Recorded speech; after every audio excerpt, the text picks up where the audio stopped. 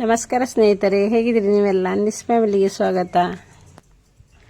ನಮಗೆ ಒಳ್ಳೆ 2 ಮಳೆ ಬಂದಿದೆ, ಆದ ಕಾರಣ ಲಿಲ್ಲಿ ಹೂ ತುಂಬ ಅರಳಿದೆ. ತುಂಬ ಖುಷಿ ಆಗ್ತಿದೆ ಇದನ್ನು ನೋಡುವಾಗ.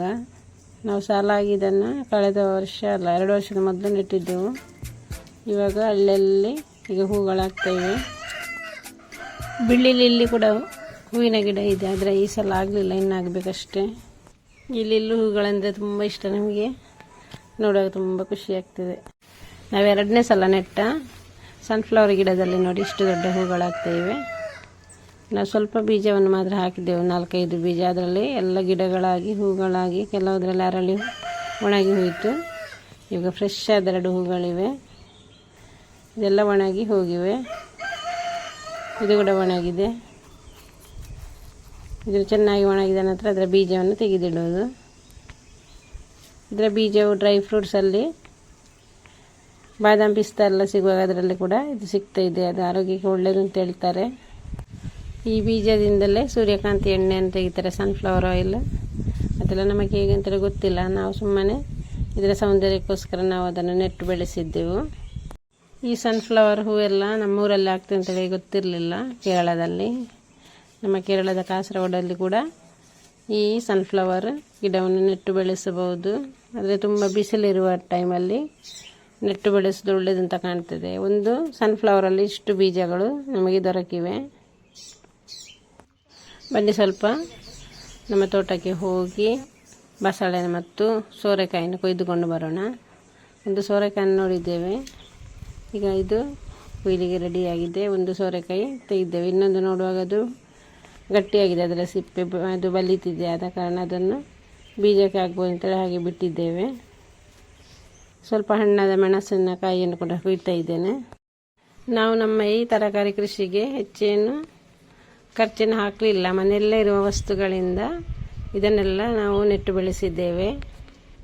ಸಿಮೆಂಟಿನ ಹಳೆ ಗೋಣಿ ಹಾಗೂ ಗುಜರಿಯಿಂದ ತಂದ ಫ್ರಿಜ್ಜಿನ ಬಾಕ್ಸಲ್ಲೆಲ್ಲ ನೆಟ್ಟು ಬೆಳೆಸಿದ್ದೇವೆ.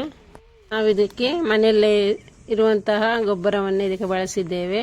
ಕಂಪೋಸ್ಟ್, ಸುಡುಮಣ್ಣು, ಸಗಣಿ ಗೊಬ್ಬರ ಅಂಥದ್ದೆಲ್ಲ ಹಾಕಿ ನಾವು ಇದನ್ನು ಬೆಳೆಸಿದ್ದೇವೆ. ನಾವು ಈ ರೀತಿ ಮೊದಲ ಸಲ ನೆಟ್ಟು ಬೆಳೆಸುವುದು ಮೆಣಸನ್ನೆಲ್ಲ. ನಮ್ಮ ಮನೆಯಲ್ಲಿ ಕೋಳಿ ಎಲ್ಲ ಇರುವ ಕಾರಣ ನಾವು ಎತ್ತರದಲ್ಲಿ ನೆಟ್ಟು ಬೆಳೆಸಿದ್ದೇವೆ. ಹಾಗೂ ನೀರು ಕೂಡ ಕಡಿಮೆ ಖರ್ಚಲ್ಲಿ ನಮಗೆ ಈ ರೀತಿ ಬೆಳೆಸಬಹುದು. ಈ ಸೋರೆಕಾಯಿ ತೆಗಿಲಿಕ್ಕೆ ಹೋಗುವಾಗ ಅದು ಬೆಳೆದಿದೆ, ಆದ ಕಾರಣ ಅದನ್ನಲ್ಲಿ ಬೀಜಕ್ಕೆ ಆಗ್ಬೋದು ಅಂತೇಳಿ ಬಿಟ್ಟಿದ್ದೇವೆ.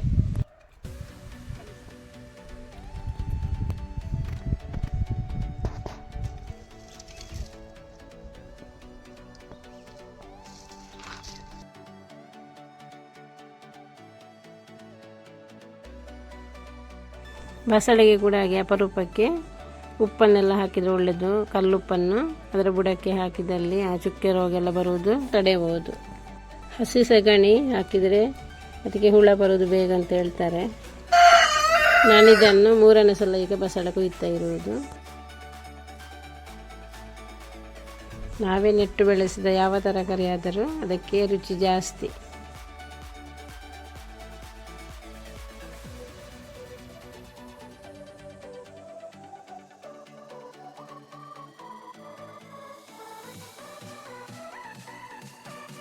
ಬಸಳೆಗೆ ಮಾತ್ರ ನಾನು ದಿನದಲ್ಲಿ 3-4 ಸಲ ನೀರನ್ನು ಹಾಕ್ತೇನೆ. ಅದರ ಸೊಪ್ಪಿಗೆ ಕೂಡ ನೀರನ್ನು ಎರೆಯಬೇಕಾಗ್ತದೆ, ಇಲ್ಲದ್ರೆ ಬೇಗನೆ ಬಾಡುವುದು.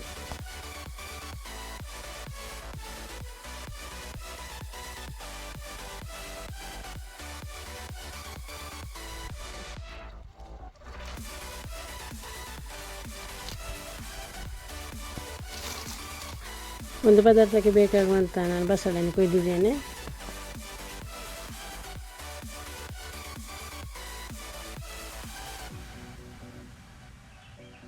ಮೆಣಸನ್ನು ಹಣ್ಣದಾಗಿ ಸ್ವಲ್ಪ ಸ್ವಲ್ಪವೇ ಕೊಯ್ದು ಅದನ್ನು ಈ ರೀತಿ ಒಣಗಿಸುವುದು. ಒಟ್ಟಾಗಿ ಇಷ್ಟು ಮೆಣಸು ನಮಗೆ ಸಿಕ್ಕಿದೆ, ನಮ್ಮ ಗಿಡದಲ್ಲಿ ಬೆಳೆಸಿದ ಮೆಣಸು. ನಾನು ಈ ಸಲ ಬಸಳೆಗೆ ಹಲಸಿನಕಾಯಿ ಬೀಜವನ್ನು ಹಾಕಿ ಸಾರು ಮಾಡ್ತಾ ಇದ್ದೇನೆ. ಬಸಳೆಗೆ ಪಪ್ಪಾಯಿ, ಹಲಸಿನಕಾಯಿ ಬೀಜ ಹಾಗೂ ಉರುಳಿ ಅಥವಾ ದೊಡ್ಡ ಹೆಸರನ್ನು ಹಾಕಿದಲ್ಲಿ ತುಂಬ ರುಚಿಯಾಗ್ತದೆ. ಹಾಗೂ ಹಲಸಿನಕಾಯಿ ಬೀಜ ಆರೋಗ್ಯಕ್ಕೆ ತುಂಬ ಒಳ್ಳೆಯದು. ಈ ಸೆಕೆಗಾಲದಲ್ಲಿ ಬಸಳೆ ಆರೋಗ್ಯಕ್ಕೆ ಒಳ್ಳೆಯದು. ಮಳೆಗಾಲದಲ್ಲಿ ಅದು ಬಸಳೆ ತಂಪಾದ ಕಾರಣ ಅದಕ್ಕೆ ಹುರುಳಿ ಬೀಜವನ್ನೆಲ್ಲ ಹಾಕಿ ಸಾರು ಮಾಡ್ತಾರೆ. ಎಳತಾದ ಸೋರೆಕಾಯಿ ಇದ್ರೂ ಕೂಡ ಬಸಳೆಗೆ ಒಳ್ಳೆ ಕಾಂಬಿನೇಷನ್.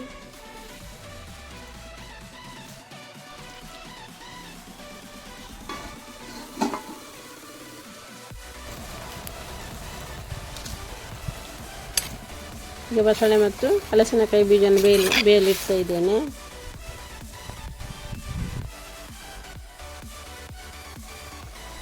ಈ ಬಸಳೆ ಫ್ರೆಶ್ ಆದ ಕಾರಣ ಬೇಗನೆ ಇದು ಬೇಯುವುದು.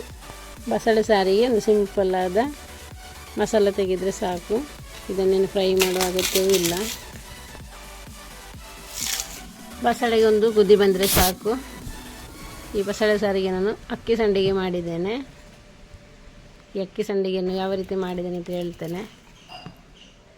ಉಳಿದ ಅನ್ನ ಇದ್ದರೆ ಮನೆಯಲ್ಲಿ ಅದನ್ನು ಸುಮ್ಮನೆ ಬಿಸಾಡೋ ಬದಲು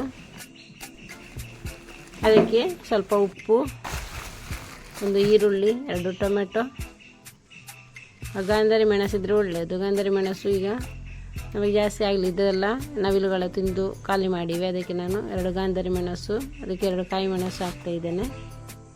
ಮತ್ತು ಸ್ವಲ್ಪ ಬೆಳ್ಳುಳ್ಳಿ, ಇಷ್ಟನ್ನು ಹಾಕಿ ನೈಸಾಗಿ ಕಡಿಯುವುದು. ಈ ಸಂಡಿಗೆಗೆ ಉಪ್ಪು ಖಾರ ಸ್ವಲ್ಪ ಜಾಸ್ತಿ ಇರಬೇಕು. ಈ ರೆಡಿ ಮಾಡಿ ಇಟ್ಟುಕೊಂಡ ಹಿಟ್ಟನ್ನು ಒಂದು ತೆಳುವಾದ ಪ್ಲಾಸ್ಟಿಕ್ ಅಥವಾ ಬಟ್ಟೆಯಲ್ಲಿ ಈ ರೀತಿ ಚೆನ್ನಾಗಿ ಬಿಸಿಲಿಗೆ ಒಂದು 4 ದಿನ ಒಣಗಿಸುವುದು.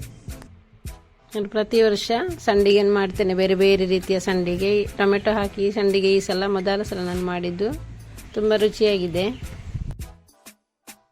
ಗಾಂಧಾರಿ ಮೆಣಸು ತುಂಬ ಇದ್ದರೆ ಅಕ್ಕಿ ಸಂಡಿಗೆ ತುಂಬ ರುಚಿಯಾಗಿರ್ತದೆ, ಒಳ್ಳೆ ಪರಿಮಳ ಕೂಡ ಇರ್ತದೆ.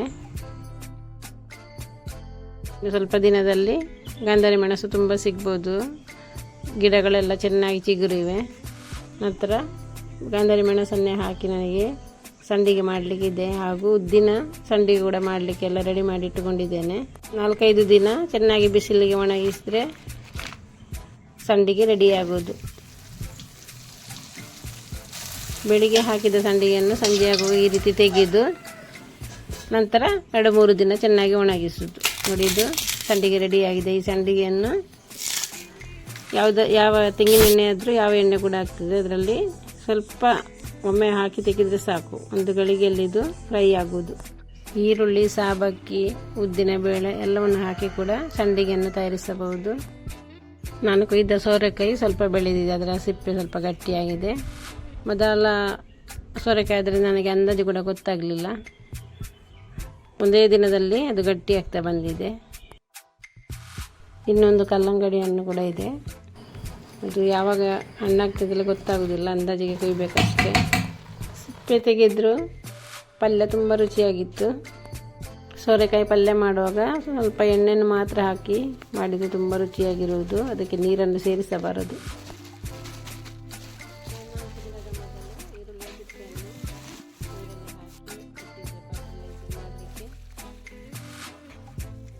ಈರುಳ್ಳಿ ಸಿಪ್ಪೆಯನ್ನು ಒಂದು ಹಳೆಯ ಡಸ್ಟ್ಬಿನ್ನಲ್ಲಿ ಹಾಕಿ ಅದು ಮುಳುಗುವಷ್ಟು ನೀರನ್ನು ಸೇರಿಸಿ ಚೆನ್ನಾಗಿ ಮುಚ್ಚಿಟ್ಟೆ. 4 ದಿನದ ನಂತರ ಇದರಿಂದ ತೆಗೆದ ನೀರು ಒಂದು ಬಕೆಟ್ ನೀರಿಗೆ 1 ಮಗ್ಗಿನಷ್ಟು, 2 ಮಗ್ಗಿನಷ್ಟು ನೀರನ್ನು ಸೇರಿಸಿ ನಾನು ಎಲ್ಲ ಬುಡಗಳಿಗೆ ಹಾಕಿದ್ದೇನೆ. ಮೆಣಸಿನ ಗಿಡ, ತರಕಾರಿ ಗಿಡ, ಎಲ್ಲ ಗಿಡಗಳಿಗೆ ಇದನ್ನು ನಾನು ಅದರ ಬುಡಗಳಿಗೆ ಹಾಕಿದ್ದೇನೆ. 10 ದಿನಕ್ಕೊಮ್ಮೆ ಇಂಥ ಗಿಡಗಳಿಗೆಲ್ಲ ಏನಾದರೂ ಗೊಬ್ಬರವನ್ನು ಹಾಕ್ತಾ ಇರಬೇಕು ಅಂತ ಹೇಳ್ತಾರೆ. ನಾವೀಗ ಒಮ್ಮೆ ಸುಡುಮಣ್ಣು ಹಾಕ್ತೇವೆ, ಇನ್ನೊಂದು ಸಾರಿ ಕಂಪೋಸ್ಟನ್ನು ಹಾಕ್ತೇವೆ, ಹಾಗೆ 3ನೇ ಸಾರಿ ಇದನ್ನು ಈರುಳ್ಳಿಯ ಸಿಪ್ಪೆಯ ಫರ್ಟಿಲೈಸರನ್ನು ನೀರಿಗೆ ಸೇರಿಸಿ ಇದನ್ನು ಹಾಕ್ತಾ ಇದ್ದೇವೆ. ಯಾವುದರಲ್ಲಿ ಜಾಸ್ತಿ ಫಲ ಕಾಣೋದು ಅಂತಲೇ ಗೊತ್ತಿಲ್ಲ, ರಿಸಲ್ಟ್ ಬಂದ ಮೇಲೆ ಗೊತ್ತಾಗೋದು.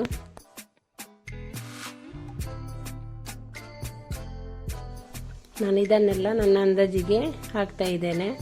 1 ಬಕೆಟ್ ನೀರಿಗೆ 2 ಮಗ್ಗಿನಷ್ಟು ಈ ಫರ್ಟಿಲೈಸರನ್ನು ಸೇರಿಸಿ ಎಲ್ಲ ಬುಡಗಳಿಗೆ ಹಾಕಿದ್ದೇನೆ. ನಾನು ಸೋಸಲಿಗೆಲ್ಲ ಹೋಗಲಿಲ್ಲ, ಇದು ಸಿಪ್ಪೆ ಇದ್ದರೆ ಪರವಾಗಿಲ್ಲ, ಅದರ ಬುಡದಲ್ಲಿ ಚೆನ್ನಾಗಿ ಕೊಳೆತು ಅದು ಒಳ್ಳೆಯ ಫಲ ಕೊಡುವುದೆಂಬ ಅನಿಸಿಕೆ. ಇದನ್ನು ಹೂವಿನ ಗಿಡಗಳನ್ನು ಹಾಕಿಕೊಂಡು ಹೂಗಳು ಗಿಡ ಅಂತ ಹೇಳ್ತಾರೆ.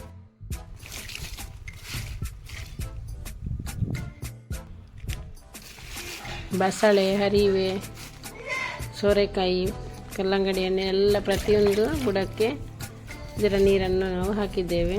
ಇದು ತೊಂಡೆಕಾಯಿ ಬಳ್ಳಿ,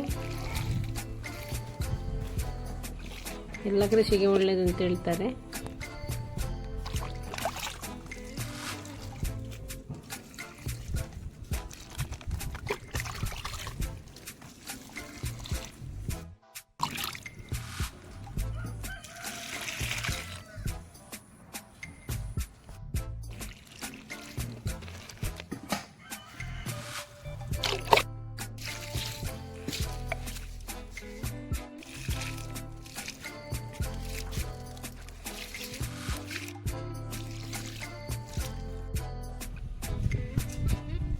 ಕರಿಮೆಣಸಿನ ಗಿಡದ ಬುಡಕ್ಕೆ ಕೂಡ ನಾನು ಹಾಕ್ತಾ ಇದ್ದೇನೆ.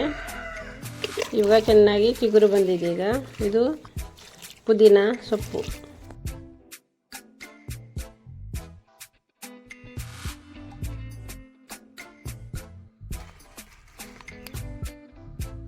ನೆಕ್ಸ್ಟ್ ನಾನು ಬೆಂಡೆಕಾಯಿ ಬೀಜವನ್ನು ಹಾಕಿದೆ. ಅದರ ಗಿಡಗಳನ್ನು ಈಗ ತೆಗೆದು ಬೇರೆ ಗೋಣಿ ಚೀಲದಲ್ಲಿ ನೆಡ್ತಾ ಇದ್ದೇನೆ. ಬೆಂಡೆಕಾಯಿ ಗಿಡಗಳನ್ನು ಸಪ್ರೇಟಾಗಿ ಒಂದು ಸೈಡಲ್ಲಿ ನೆಟ್ಟಿದ್ದೇವೆ.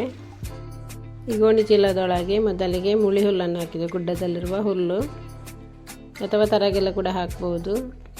ನಂತರ ಲೇಯರ್ ಆಗಿ ಬೇರೆ ಬೇರೆ ಮಣ್ಣನ್ನೆಲ್ಲ ಹಾಕಿದ್ದೇವೆ. ಸುಡು ಮಣ್ಣು, ಗೊಬ್ಬರ, ಸಗಣಿ, ಕಂಪೋಸ್ಟ್ ಎಲ್ಲವನ್ನು ಹಾಕಿ ನಂತರ ಮಣ್ಣು ಹಾಕಿ ಅದರ ಮೇಲೆ ಬೆಂಡೆಕಾಯಿ ಗಿಡವನ್ನು ನೆಟ್ಟಿದ್ದೇವೆ.